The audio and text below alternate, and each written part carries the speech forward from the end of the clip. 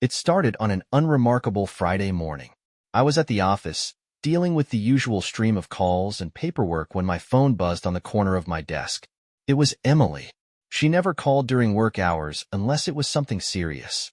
I answered quickly, a knot forming in my stomach. "James, can you come home?"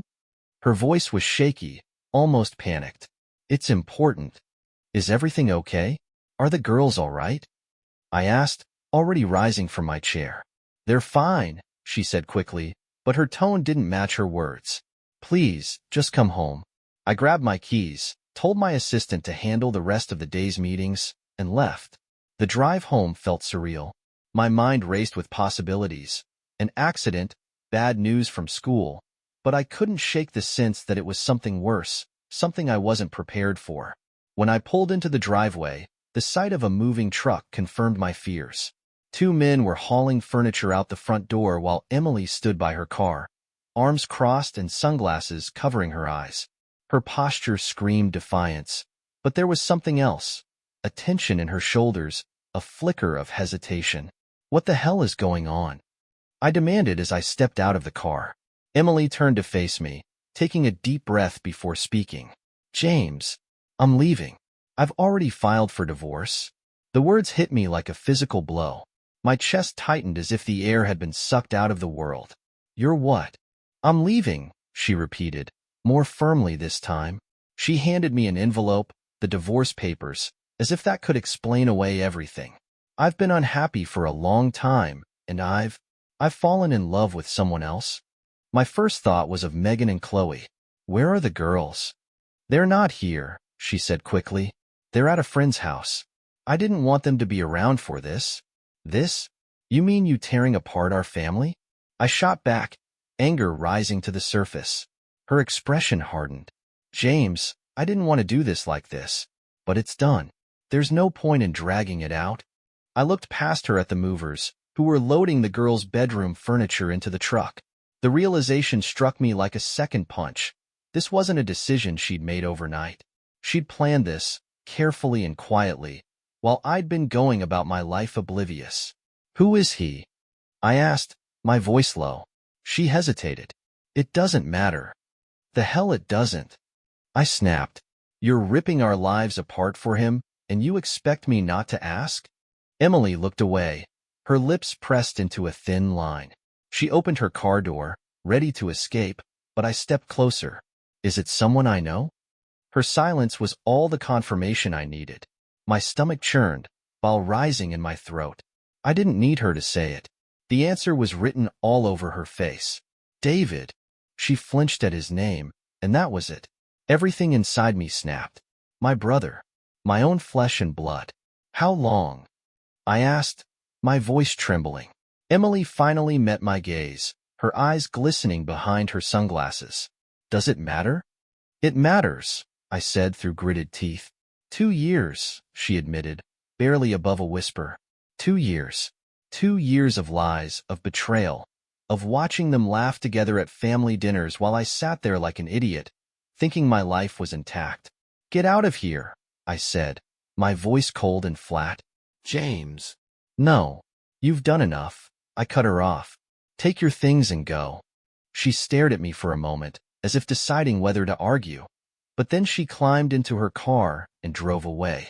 I stood there on the driveway, watching the moving truck pull out, taking pieces of my life with it. My hands were clenched into fists, nails digging into my palms so hard it hurt, but I didn't care. Hurt was all I felt. When I finally walked into the house, it was hollow and silent. The girls' rooms were stripped bare, the family photos gone from the walls. I wandered into the kitchen and found a note taped to the fridge. "James, I'm sorry. I hope one day you'll understand that this was best for all of us. Please don't make this harder for Megan and Chloe. Let me know when you're ready to talk about custody arrangements." I crumpled the note in my hand and threw it across the room. Best for all of us? How could she think this was best for anyone but herself and David? That night, I sat on the couch with a bottle of whiskey and tried to piece together where it had all gone wrong. Every memory of Emily felt tainted now. Every smile, every laugh, every touch. How had I missed the signs? How had I let this happen? I didn't sleep that night. Instead, I sat in the dark, staring at nothing, trying to figure out what to do next. But no matter how hard I tried, one thought kept repeating in my head. My brother, my wife, they had taken everything. The next morning, I woke up stiff and groggy, the empty whiskey bottle still on the coffee table.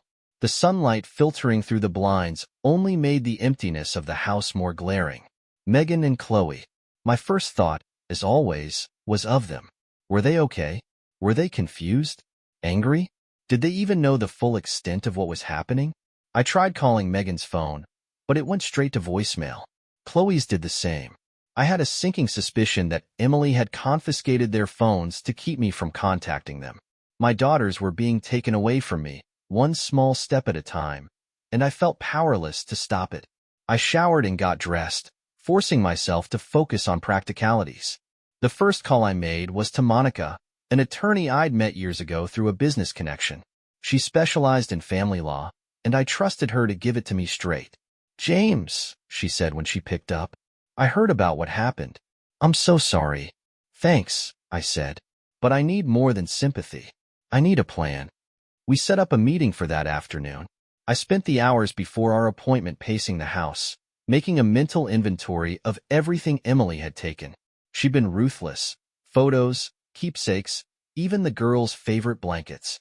It was as if she was trying to erase any trace of the life we'd built together. When I walked into Monica's office, she greeted me with a firm handshake and a calm, professional demeanor that instantly put me at ease. "Let's start with the basics," she said, gesturing for me to sit. "What do you want out of this?" "My daughters," I said without hesitation. "Emily can have whatever else she wants, but I won't lose Megan and Chloe." Monica nodded. "That's a good starting point. But I need to be honest with you. Custody battles are messy, and judges tend to favor the mother unless there's a compelling reason not to." "She left me for my brother," I said bluntly. Monica blinked, her pen pausing mid-note. "Your brother?" "David," I confirmed, the bitterness in my voice unmistakable. "She's been having an affair with him for 2 years, and now she's moved the girls into his house." She let out a slow breath. "Well, that's certainly compelling. We can use that, but we'll need evidence to back it up. Do you have anything? Texts? Emails? Photos?" I shook my head. "No, but I know where she's living now. The movers gave me the address." Monica raised an eyebrow. "That's a start. We can investigate further. And we'll need to file for temporary custody as soon as possible. If Emily's living situation is unstable or inappropriate, that could work in your favor." "Inappropriate is putting it lightly," I muttered. She gave me a sympathetic smile. "James, I know this is overwhelming, but we'll get through it. Focus on what matters most, the girls. Everything else is just noise." I left her office feeling a small flicker of hope, but the weight of the situation still pressed heavily on me.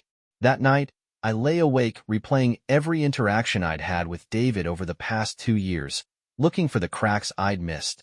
There were moments, small, fleeting things, that seemed obvious now.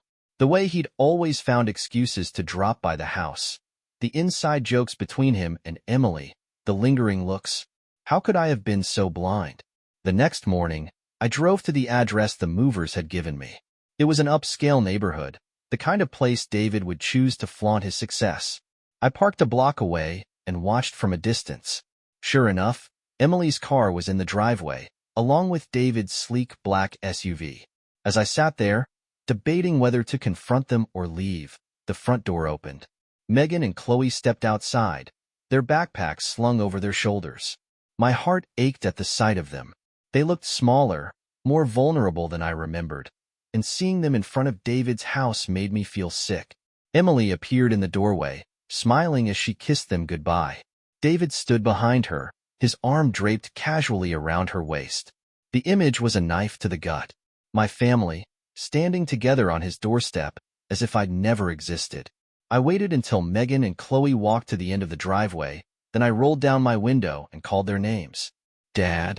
Megan's eyes widened in surprise as she hurried over, Chloe close behind. "Hey, girls," I said, trying to keep my voice steady. "How are you?" "We're okay," Megan said, though her tone suggested otherwise. Chloe stayed quiet, clutching the strap of her backpack. "Have you been happy here?" I asked gently. Megan hesitated, glancing back at the house. "It's different." Chloe finally spoke, her voice barely above a whisper. "We miss you." Those 3 words hit me harder than anything else could. I reached out and squeezed her hand. "I miss you too, more than you know." Before we could say more, Emily came striding down the driveway, her expression tight. "James, what are you doing here?" "Talking to my daughters," I said evenly. She glanced at Megan and Chloe, then back at me. "This isn't the time or place for this." "Then when is?" I shot back. Emily sighed, lowering her voice. "James, please don't make this harder than it already is. We'll work something out, but right now, the girls need stability." "Stability?" I said, my voice rising. "You think living with the man you cheated on me with is stable?" Megan tugged on my sleeve. "Dad, please," she whispered. Her pleading look stopped me in my tracks. This wasn't the place for a fight. "We'll talk soon," I told her. "I promise." As I drove away, my hands gripping the steering wheel tightly, I made a silent vow. I wasn't going to let Emily and David win. Whatever it took, I'd fight to bring Megan and Chloe back where they belonged. The days that followed were some of the hardest of my life. Every decision I made revolved around Megan and Chloe, and every waking moment was spent trying to figure out how to undo the mess Emily and David had created. Monica filed the necessary paperwork for temporary custody, and I threw myself into gathering evidence that would support my case. I started by contacting Emily's parents. Robert and Susan had always been close to me, and I hoped they could shed some light on what had been going on behind my back. "James, we had no idea," Robert said when I called. His voice was heavy with guilt. "Emily told us she was unhappy, but we didn't know about David. If we had, we would have never stood by and let this happen." "I believe you," I said, though I couldn't hide the bitterness in my tone. "But right now, I need your help. The girls are living in that house with David, and I need to show the court that it's not a safe environment for them." "We'll do whatever we can," Susan chimed in. "The girls need stability, and it's clear Emily isn't providing that." They promised to write statements detailing the upheaval they'd noticed in Emily's behavior and her apparent neglect of the girls' emotional well-being. It wasn't much, but it was a start. Meanwhile, Monica had hired a private investigator to look into David's background. What he uncovered left me reeling. "James," Monica said during our next meeting, sliding a file across the table, "David's got skeletons in his closet. Multiple allegations of inappropriate relationships in the workplace. None of them officially reported, but enough to raise eyebrows. There's also a history of financial instability. He's been sued twice for defaulting on loans." The words blurred as I read them. This was the man Emily had chosen to tear apart our family for? A man who couldn't keep his finances or his hands in check. "This is good," Monica continued, "but we'll need more to build a solid case. Can you think of anything else? Any inconsistencies or odd behavior you've noticed from Emily or David?" I thought back to the times David had been around, his easy charm, the way he always seemed to linger just a little too long. Then it hit me. The girls had mentioned once that David had stopped by the house when I wasn't home. "There were visits," I said, piecing it together aloud. "David would come over when I wasn't there." I thought it was harmless, but now? Monica's eyes narrowed. "If there's a pattern of him being present without you knowing, it strengthens our case for manipulation and inappropriate boundaries." She asked me to dig through my old text messages and emails, anything that might show evidence of those visits. It was tedious and painful, but I managed to find a few exchanges where Emily had casually mentioned David stopping by to help with something. With Monica's team working overtime, I tried to focus on Megan and Chloe. I reached out to their school and spoke to their teachers, hoping to get a sense of how they were coping. One teacher, Mrs. Hayes, was particularly candid. "James, I've noticed a change in Megan," she said during a phone call. "She's quieter, more withdrawn. Chloe's been acting out a bit in class, too. Nothing major, just little things, but it's unlike her. Is everything okay at home?" I explained the situation as briefly as I could, and Mrs. Hayes promised to keep an eye on them. She also agreed to provide a letter detailing her observations for the custody hearing. The breaking point came one rainy afternoon when Megan called me from a friend's phone. "Dad," she whispered, her voice shaky. Can you pick us up? Of course, I said immediately. Where are you? She gave me the address of a park not far from David's house. I didn't ask any more questions and drove there as fast as I could. When I arrived, Megan and Chloe were sitting on a bench, soaked from the rain and clutching their backpacks. What happened? I asked, kneeling in front of them. Megan looked down, her face pale. Mom and David were fighting. It got really loud, and we just needed to get out. I wrapped my arms around them, anger simmering beneath my relief. You're coming home with me, I said firmly. When I got them back to my house, I gave them dry clothes and made hot chocolate.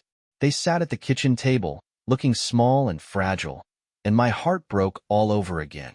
I'm so sorry you're going through this, I said, sitting down with them, but I promise I'm going to fix it.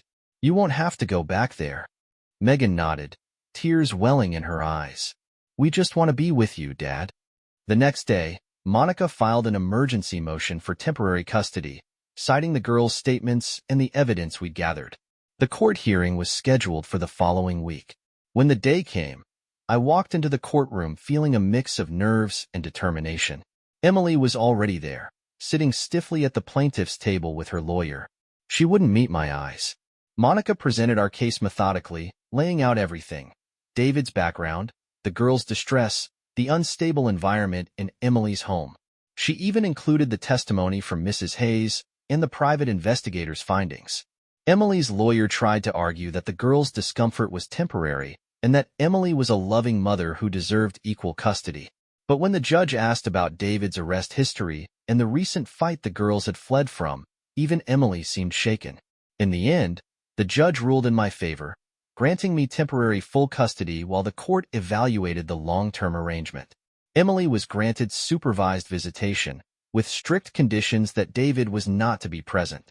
As we left the courtroom, Megan and Chloe hugged me tightly, their relief palpable. Emily lingered in the hallway, her face pale and drawn, but I didn't approach her. Whatever remorse she might have felt wasn't my concern anymore. That night, as I tucked the girls into bed, Megan reached for my hand. Are we really staying here now? Yes, I said, my voice firm. This is your home. For the first time in months, I felt like I was finally taking control of my life again. The fight wasn't over, but for now, we had a chance to breathe, to heal, and to rebuild the family Emily and David had tried to destroy. Life settled into a new rhythm after the court granted me temporary custody of Megan and Chloe. Having them back in the house brought both joy and challenges.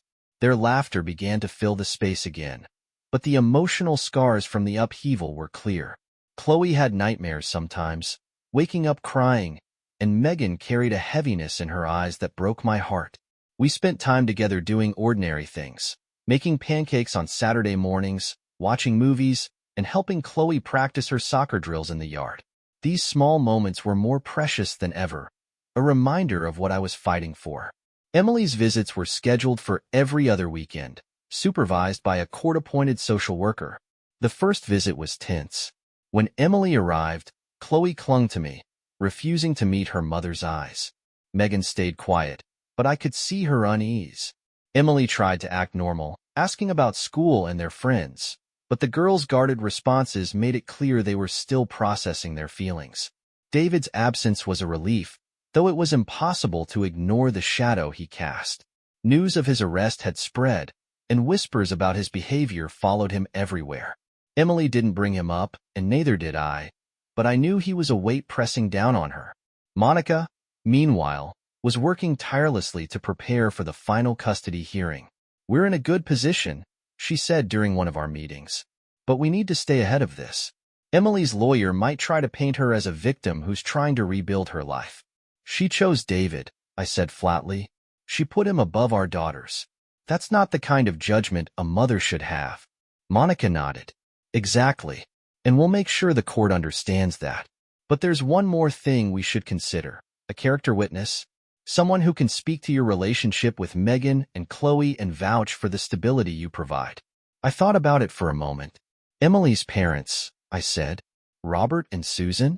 Monica asked, raising an eyebrow. They've been supportive from the beginning, I explained. They know what's best for the girls, and they've seen firsthand how much I care about them. Monica agreed it was worth pursuing, so I reached out to Robert that evening. He sounded hesitant at first, but after a long conversation, he agreed to testify. "We just want what's best for the girls," he said. "If that means speaking out against our own daughter, so be it." As the hearing approached, life threw another curveball. Late one evening, I received a call from Emily. Her voice was strained, almost desperate. "James, can we talk?" "About what?" I asked, wary. She hesitated. "Everything. I know I've made mistakes, but I want to try to make things right, for the girls, if nothing else." I didn't trust her motives, but for Megan and Chloe's sake, I agreed to meet. We arranged to meet at a neutral location, a small coffee shop on the edge of town. When I arrived, Emily was already there, sitting with her hands wrapped around a mug of tea. She looked tired, older than I remembered.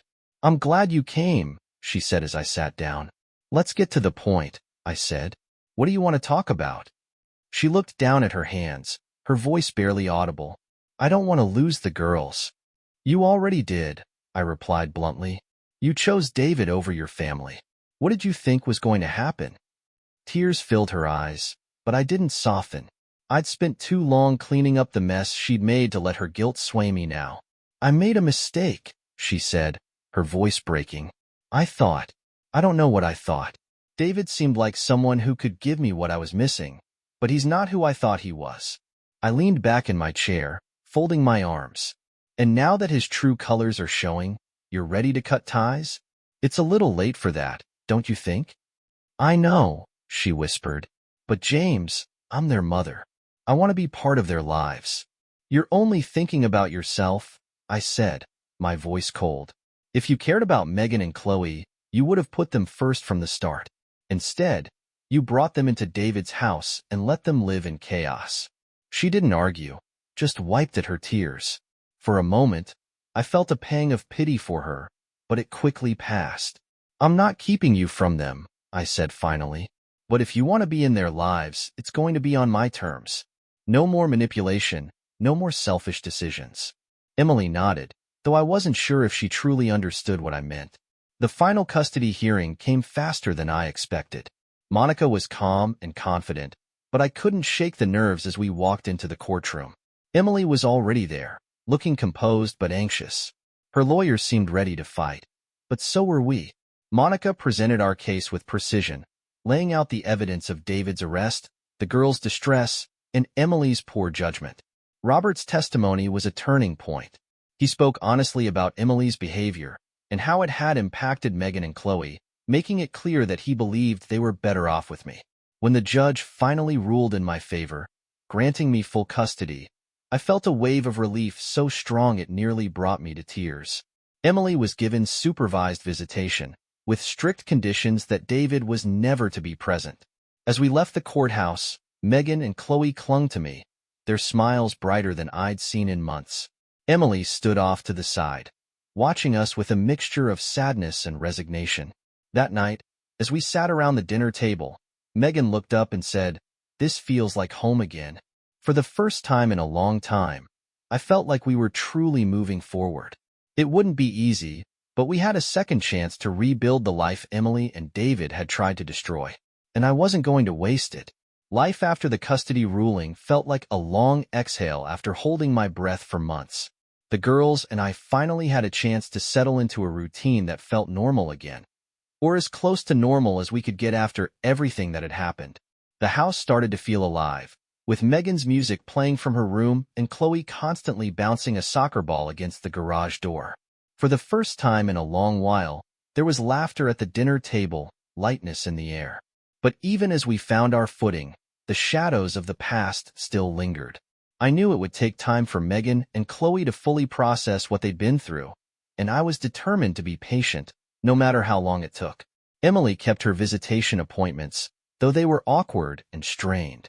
Megan was polite but distant, while Chloe barely said more than a few words to her mother. Emily tried to act cheerful, but the cracks in her facade were obvious.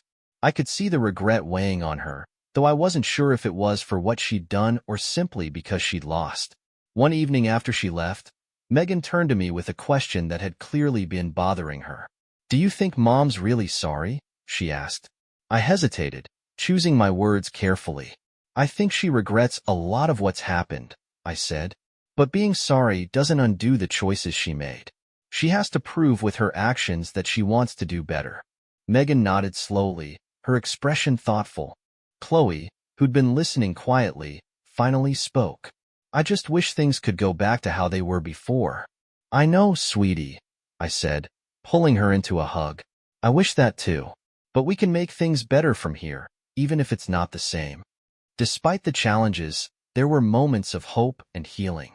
Chloe had a soccer tournament one weekend, and Megan and I cheered her on from the sidelines, laughing as she scored the winning goal. Another night, Megan convinced me to let her bake cupcakes, and we ended up with flour everywhere but had the best time cleaning up.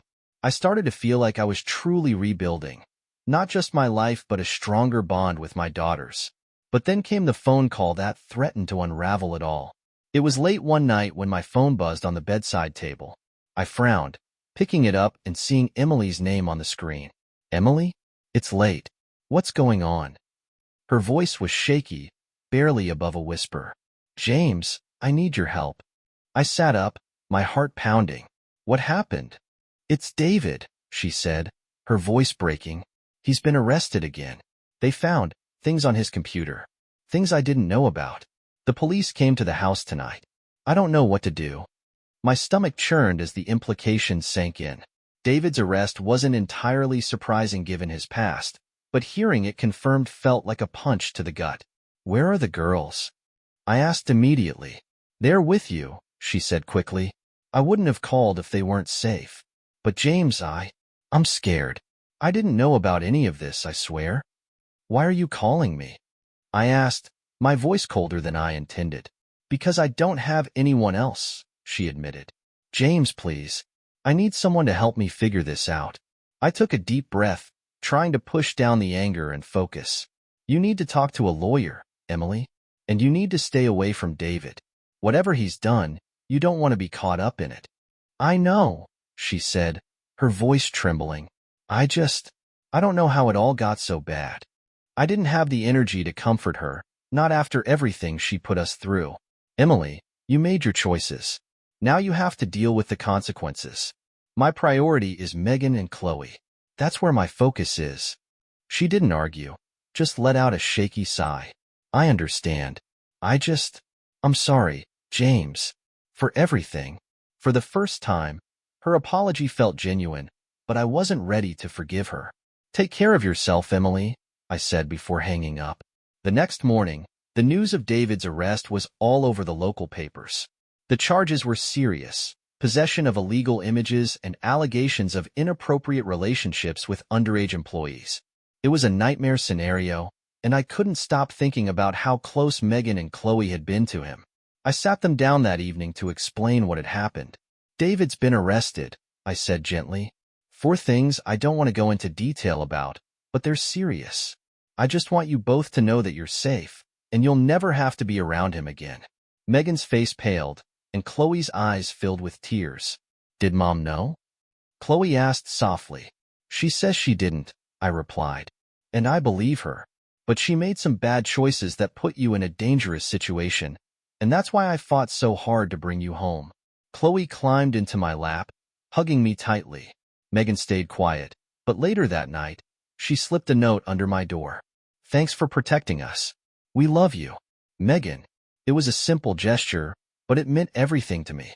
In the weeks that followed, Emily's life fell apart. She filed for divorce from David, though it was clear she had little left to rebuild with. She moved in with her parents, who had made it clear they were disappointed but still willing to support her. As for us, life went on. Megan and Chloe started to smile more, their laughter becoming a regular sound in the house. I finally felt like we were stepping out of the shadow of the past, into something brighter. One evening, as we sat around the fire pit roasting marshmallows, Megan turned to me and said, "Dad, I think we're going to be okay." I smiled, my heart swelling with pride and gratitude. "Yeah, Meg, we're going to be more than okay." In the months that followed, the dust finally began to settle. Megan and Chloe were thriving in school. their smiles no longer shadowed by fear or uncertainty. I poured everything I had into making our house feel like home again. Game nights, Sunday morning pancakes, and even letting Chloe paint one of the walls in her room with a mural of her favorite soccer team. Emily's life continued to spiral. Her divorce from David was finalized quickly, with him behind bars awaiting trial. She moved into a small apartment not far from her parents and kept her visits with the girls punctual but distant. The cracks in her composure were deeper every time I saw her. But even as life moved forward, there was one more thing I couldn't let go. David's betrayal and Emily's choices had nearly destroyed us, and I needed closure. I wasn't seeking revenge. I just wanted the truth. One day, I found myself sitting across from Emily at a coffee shop again. She looked tired, her once polished appearance replaced with something far more subdued. "Why?" I asked, breaking the silence. She knew exactly what I meant. Her eyes flickered with guilt, but she didn't look away. "Because I was unhappy, James," she said. "You were always so focused on work, on providing for us. I felt invisible. David, he made me feel seen." I leaned back in my chair, processing her words. "So you destroyed our family for attention?" Tears welled in her eyes, but she didn't deny it. "I didn't think it would go this far. I thought I could manage it, keep it separate, but it spiraled out of control." "You didn't just hurt me," I said, my voice steady but cold. "You hurt Megan and Chloe. You put them in harm's way. How do you live with that?" She looked down at her hands, her voice barely above a whisper. "I don't." I didn't feel satisfaction in her misery, only a hollow kind of pity. Whatever anger I'd held onto started to ebb away, leaving behind only exhaustion. "I hope you figure out how to fix your life," I said finally. "For the girl's sake, if nothing else." She nodded, wiping at her tears, but I didn't stay to watch. I walked out of the coffee shop and didn't look back. The real healing came a few weeks later when Megan approached me with an idea. "Dad," she said, holding up a flyer, "there's a volunteer event at the community center. They're collecting school supplies for kids who can't afford them. Can we go?" It was such a small, simple request, but it hit me hard. Megan, after everything she'd been through, was thinking about helping others. "Of course," I said, hugging her tightly. The three of us spent that Saturday sorting supplies and packing backpacks.